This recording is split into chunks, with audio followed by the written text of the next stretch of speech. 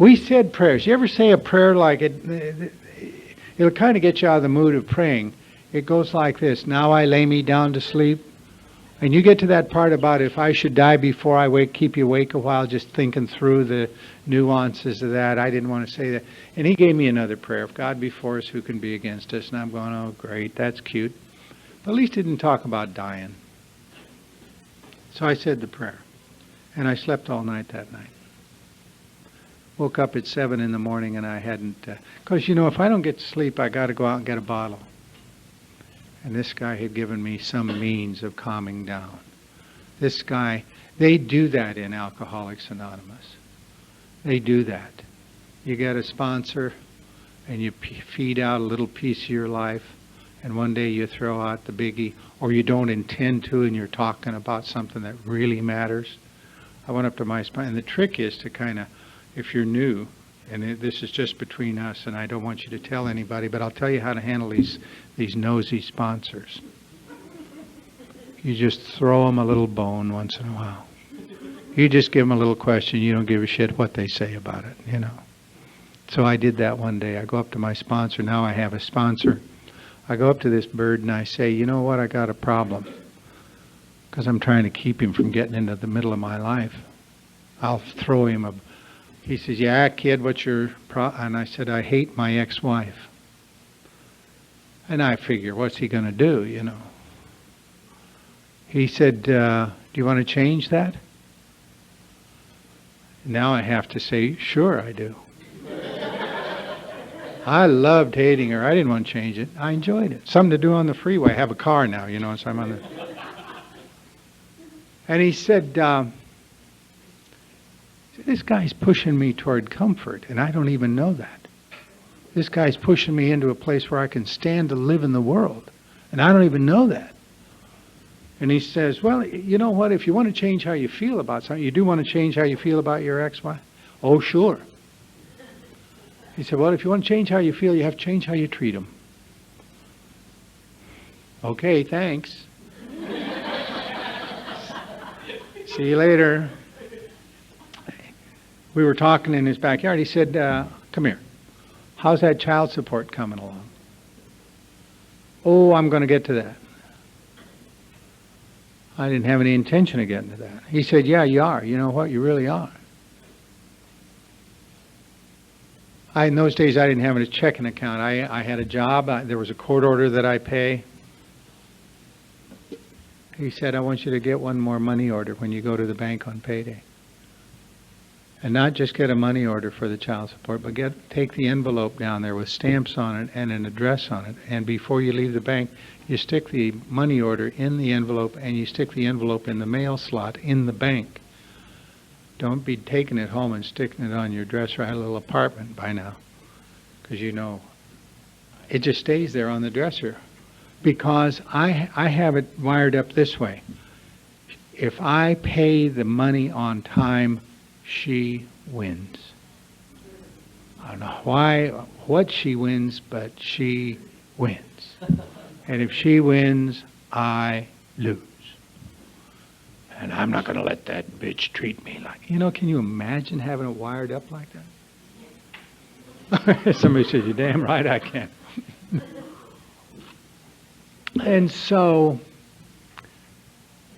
he said this. He said, and if you can't start paying that child support, you're making money, you can afford it, then you can get yourself another sponsor. So I knew we're serious. And I began to do that. And almost immediately, within 90 days of doing that, I could go over there. And he said, never take the money over at the same time you're picking up your boy. Just mail it. Don't go over there and give her the money in person, because you'll start telling her how to spend it. You jerk. Jerk. You like to say jerk. And I began to do that. And going over there to pick him up became immediately easier. Immediately easier. She stopped bringing up the money, and I did too. And I started immediately to have more fun with this little boy of mine, my youngest. And he and I have a sweet deal going on today. because there's nothing on the table between us. You know what I mean? We were back in Washington, D.C. at Easter. Linda and I and this boy and his family, sitting in the Mayflower Hotel dining room for Easter brunch. That's a nice place to sit for Easter brunch.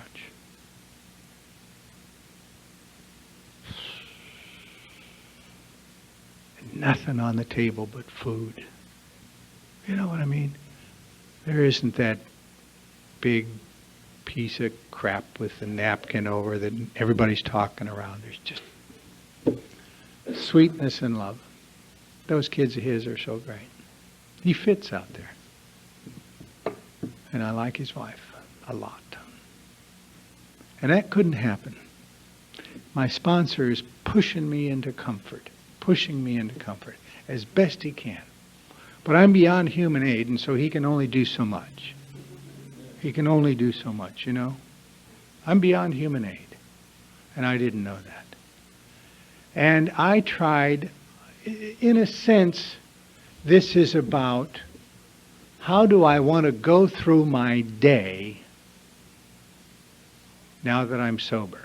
How can I most comfortably and joyously and usefully go through my day? How can I have a happy day? The booze is out of my life. I didn't quit, but it was taken out of my life. And now I'm with a group of people that I love. Now I'm capable of earning a living. Now I'm capable of at least getting back in touch with my kids and making child support payments. Now I'm capable at least of having a car I can drive and occasionally dating somebody in AA or out of AA. Now I'm capable of, I'm way too cool to do this, but I can go to the AA dance, which is a pretty colorful experience all in itself. You can tell what year everybody got sober by the dance they're still doing. They never change. They get...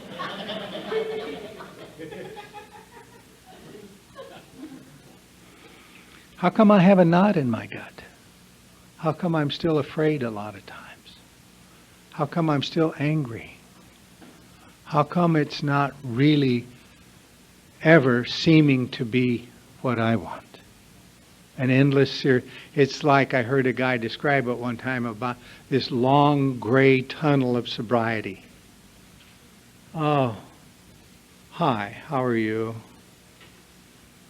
I don't really care, but I'm supposed to say, how are you? Once a year a trapdoor opens and a cake comes down and you go like that and you just keep marching. Oh, we're all so happy about this. And it is good, you know, it's sweet. I'm glad to have solid bowel movements. I love this thing going on here. Except it's not quite enough.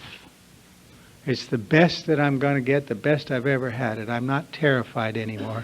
I just seem to have a low-grade fear going on.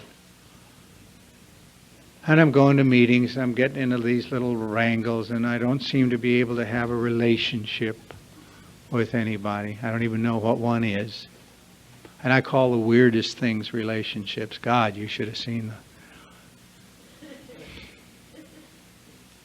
There doesn't seem to be any place I can really lay my head down. Oh, I see some people that are happy in AA. I see some people that seem to be content with their lot in life.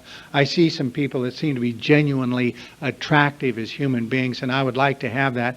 But then they start talking about this spiritual stuff, and I know I left all of that at the side of the road in Billings, Montana when I decided I will never go to China to be a missionary.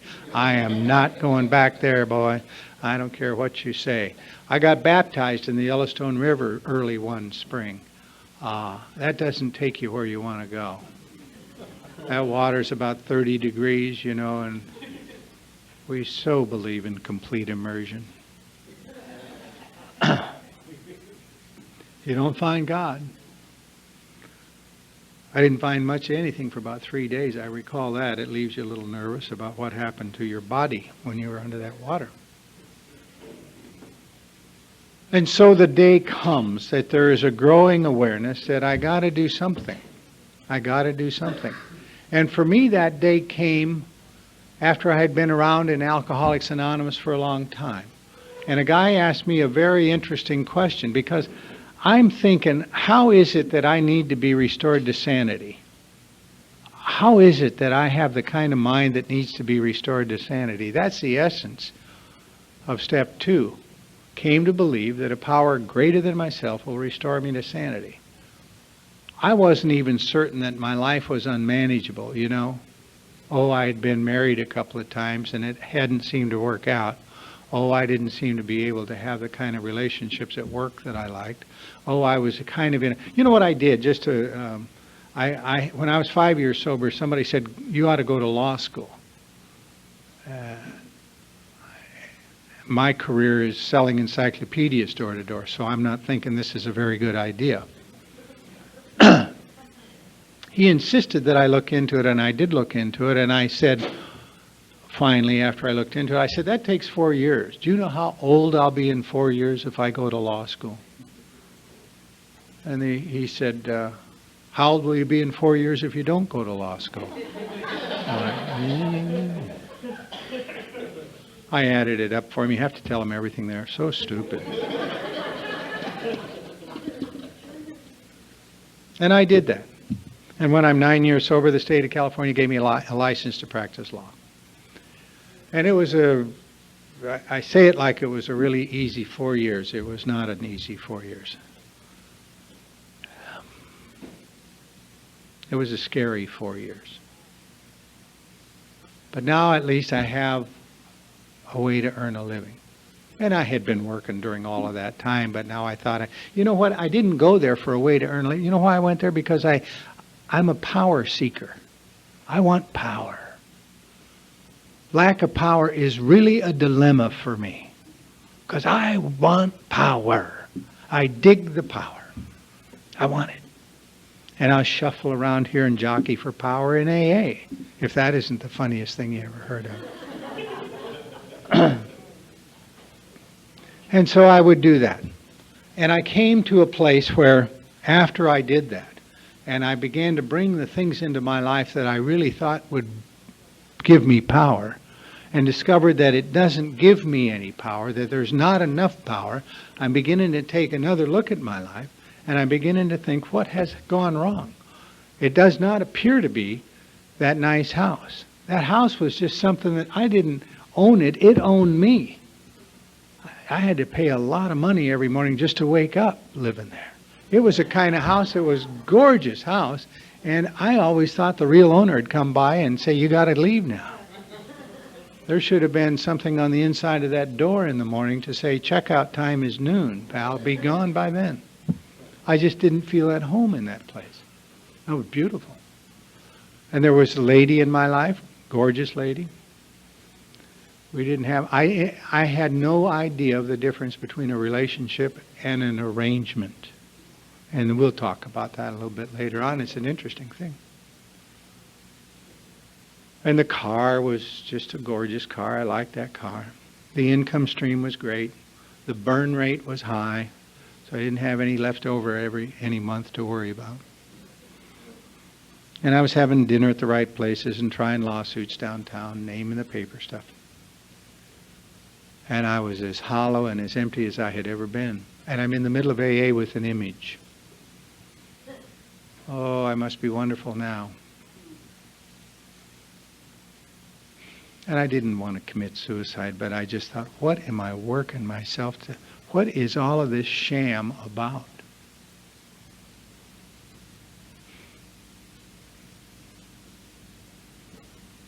And one day, it all went out of my life. One day I didn't have a law partnership. One day there wasn't the lady. One day there wasn't the house. One day the car was gone. One day, and it seemed like it happened all at once, and in reality it took about 100 days. And it leaves you very frightened. God, it's terrifying. And it would have been terrifying no matter if I lost or thought I lost everything at any point along the line, but that's about the time that it happened to me. And I'd been sober a while, of course. And I came across a group of guys in a hotel in Nashville that knew all about this book and about these steps. We were all there for an AA conference. They'd asked me to come back and speak. I had nothing to say, and I gave my little talk. And afterwards, these guys kind of gathered me up, and we were back there in Nashville.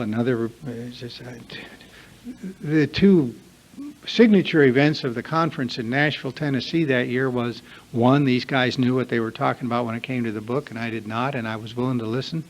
Number two, an entertainer by the name of Bobby Bear, who was kind of an iconoclast. He wrote, "Drop Kick Me, Jesus Through the Goalposts of Life." That's Bobby Bear, and he's the entertainment on Saturday night. Yeah, I know, he was great. He's just wonderful. He said something interesting to me that night. He said, "I'm not getting married anymore. I don't get married anymore." He said, "What I do now, every 5 years, I go out and find a woman I hate and I give her a house." And I thought, well, that has a ring to it, you know. It's efficient. Doesn't have a lot of legal fees to pay. These guys touched me deeply. We spoke until 2 in the morning in the room of one of them, a suite, a nice suite. And 12 or 13 or 14 men and women are sitting around there, and they're talking about the program of Alcoholics Anonymous. They're not talking about unity. They're not talking about service. They're talking about recovery. Recovery. From what? From chronic, untreated alcoholism. From the list on page 52, the constellation of symptoms. And every one of those symptoms applied to me. And it had since I got sober, but I didn't know it. I thought I could outwork it, outthink it. And so I could see that my life was unmanageable. I had no question about it. I could not manage my life. And it was the first time I'd ever seen it. I never could see it before. I had to. God was so good to me that He allowed me to bring into my life all the things I knew would make me happy. See, my deal is, all I want is to make enough money so I don't have to trust God. That's all I want. Does that seem too much? If I hit on the lottery, my life will become manageable, is really the subtext of all of it. And those things didn't seem to make a bit of difference. Not that I hit the lottery, but I had substance in my, I had material things in my life. And so I got into a very interesting conversation with the guy. I said, "You know what I don't get? I lost all of this stuff. And incidentally, and I'll probably forget to say it, it comes back when you put your life on a different footing," and it has.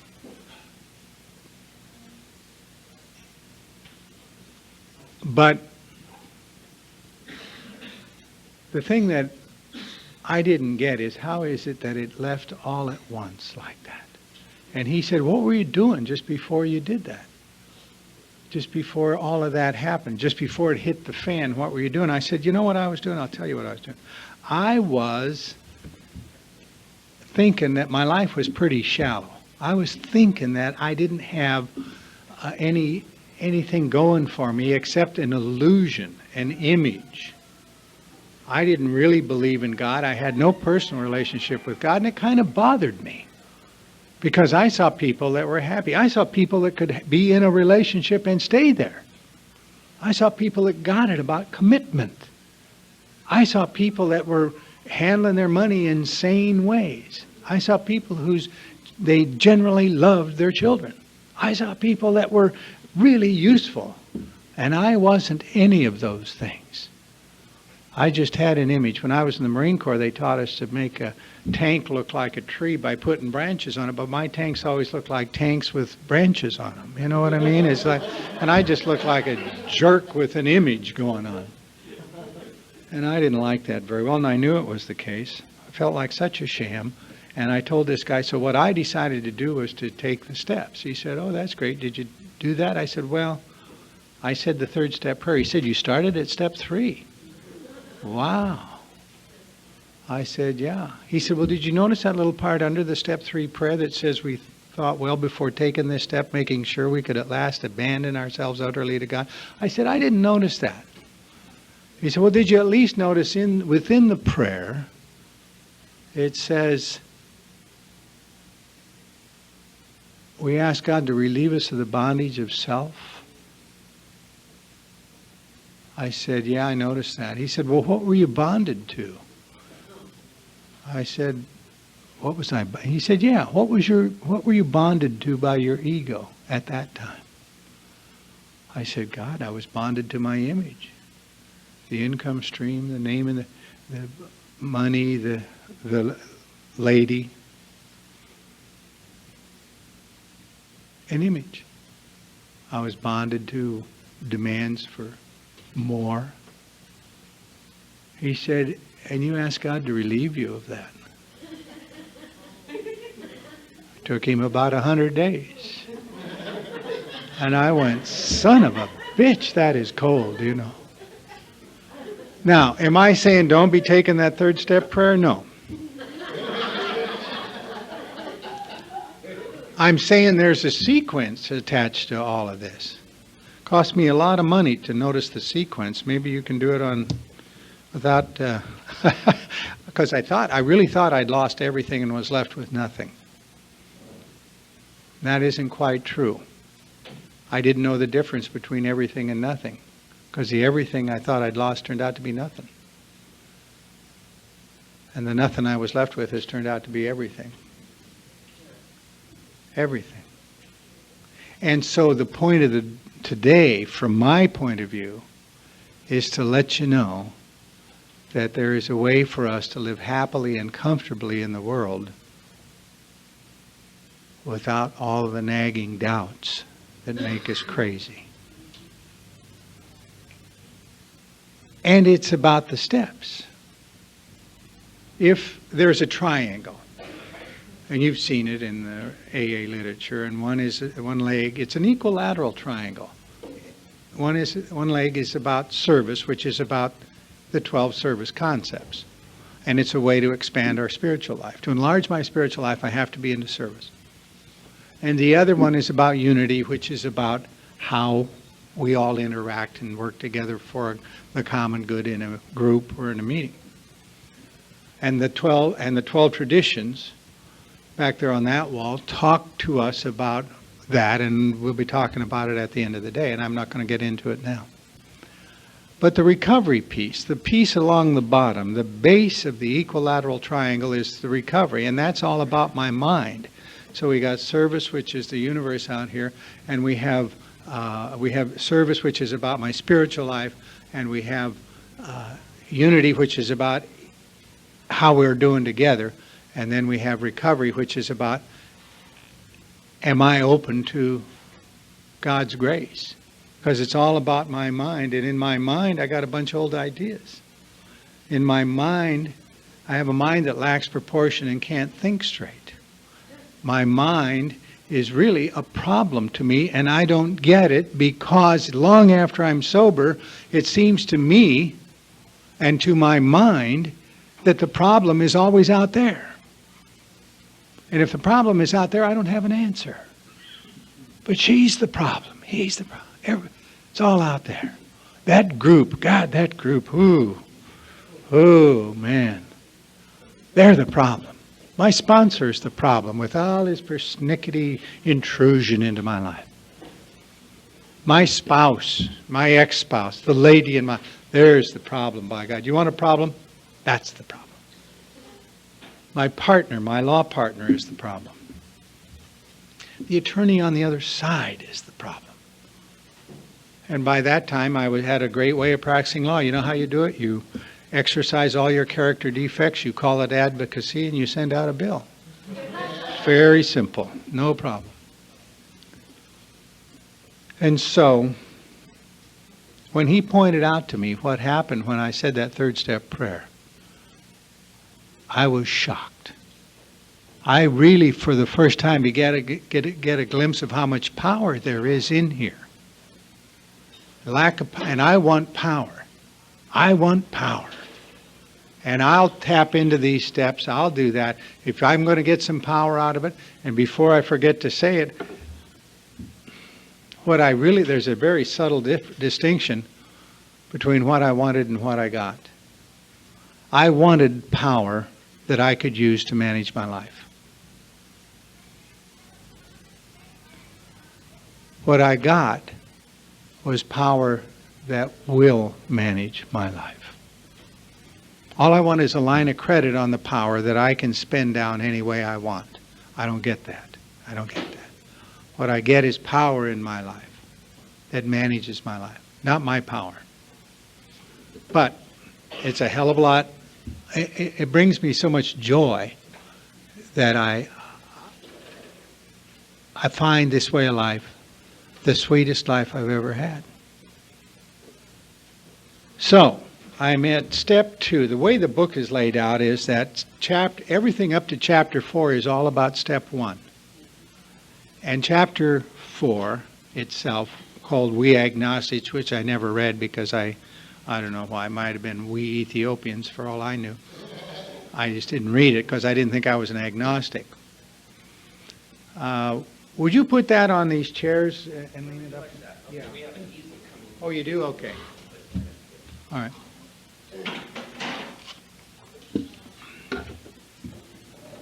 Now I'm at step 2 along this process because I finally got it that my life is unmanageable.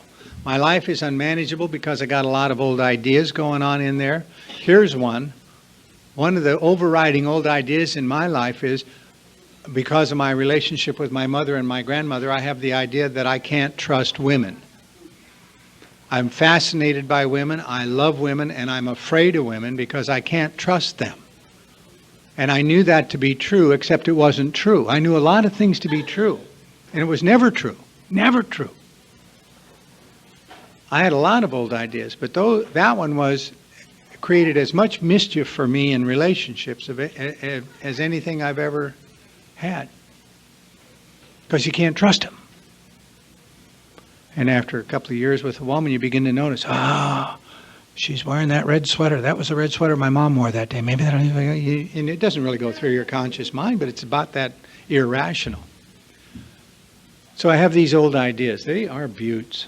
Not just the old idea that says I'm not hurting anybody but myself when I drink. That's gone. That one had to go away a long time ago. It's the ones that came into Alcoholics Anonymous and into sobriety with me that I never noticed, because when it's my old idea, it doesn't seem like an old idea.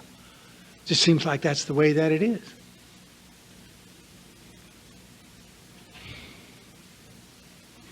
Plus, I have a mind that lacks proportion and can't think straight, according to the text on page 37. How does all that work out? Well, I'm driving down the freeway and somebody comes over into my lane and they have to die. And listen to that thinking. It's just great. That thinking is just so wonderful because it's my lane, right? Isn't that crazy? It's my lane. And if you come into my lane, you're my enemy. Is that nuts or what? It's like that story. Remember that story, if you've ever been around Joe and Charlie, they talk about Jim's story in the book. This Jim is a real trophy. This guy, I love this guy like a rainbow because he can't get sober. He is in and out of AA and in and out of AA, and this guy's got a lot of talent.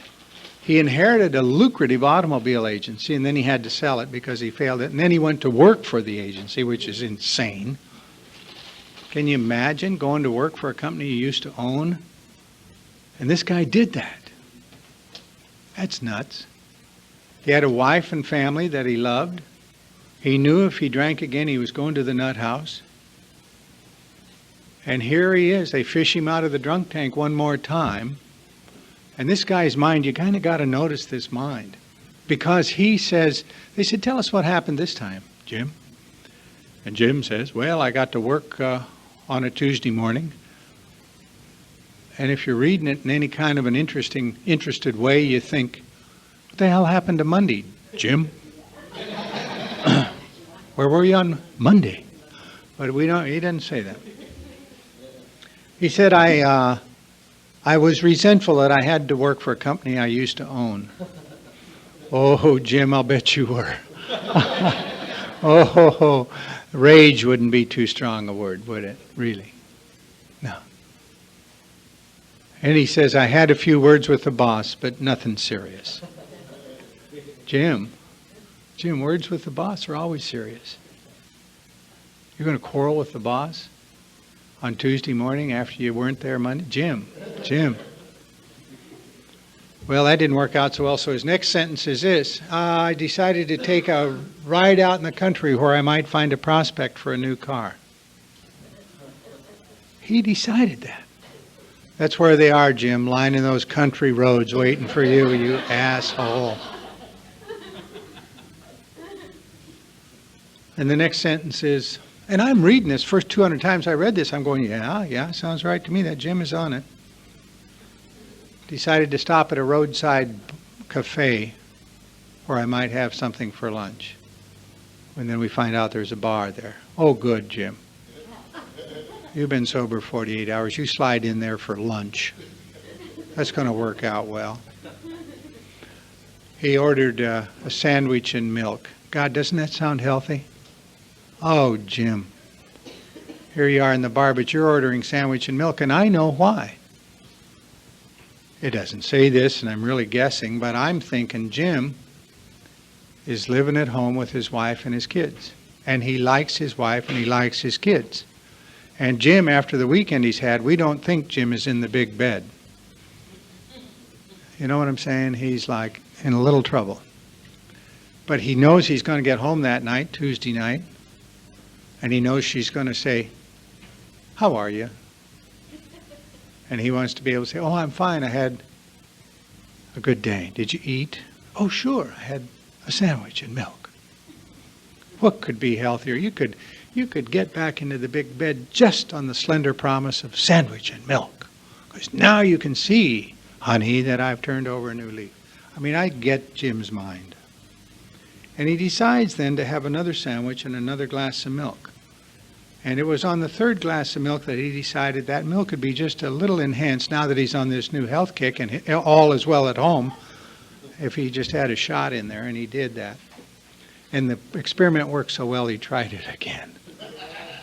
Don't you love Jim? He is just insane. And I don't even know it. I'm going, yeah, that Jim, he's quite a guy. He's insane. So the guy asked me a very interesting question. He said, write down the 10 craziest things you ever did. And I came back to him with a list. And I don't know what your list looks like, but my list includes the first time I ever went to jail. I was a student at the University of Oregon, and I'd been drinking at an off-campus beer bar that afternoon and that evening, and there was a very pretty girl in there. And she almost looked at me, so I felt we had a future together. I found out that she was a tri-delt, and I don't know. I looked around again and she was gone. And I asked a few more questions about her. And at midnight that night, I was on the fire escape of the Tri-Delt house at the University of Oregon, a sorority, going up there to find this girl to discuss our future. And I was arrested from the ladder and taken to jail. So I wrote that event down, and I wrote something down about how I had been, I started out going to dental school at the University of Oregon, and they threw me out after 2 years, and all the insanity around that. Being so shaky at 8 o'clock on Saturday morning, I couldn't give a guy a shot. Being so out of it that the anatomy lab was just a terrible problem for me. Making a set of dentures for a guy, and he came up after a while, and he'd see me at the end of the clinic. He'd go, say, something wrong with my teeth, he'd say.